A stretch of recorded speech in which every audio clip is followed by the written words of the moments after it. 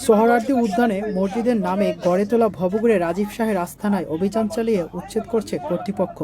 আজ বিকেল ৩টা ২০ মিনিটের দিকে ঢাকা দক্ষিণ সিটি কর্পোরেশন, শাহবাগ থানা পুলিশ ও গণপূর্ত অধিদপ্তরের সমন্বয়ে ভ্রাম্যমাণ আদালত অভিযান চালিয়ে রাজীব শাহের বানানো নামাজের জায়গা নামক সেই অস্থায়ী স্থাপনাটি ভেঙে দেয়। প্রায় ৯ মাস আগে আস্তানা তৈরি করে বসবাস শুরু করেন ভবঘুরে রাজীব শাহ।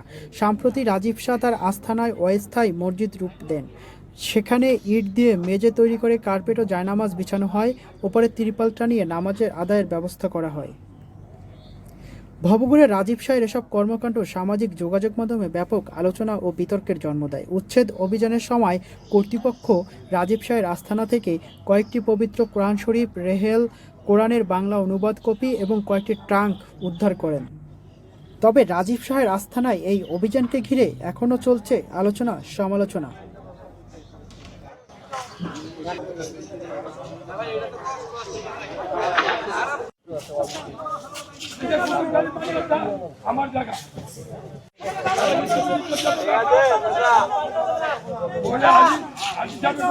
আপনি আর একা নন। ইউনিভার্সাল কার্ডিয়াক হসপিটাল, আপনার হৃদয়ের আরো কাছে।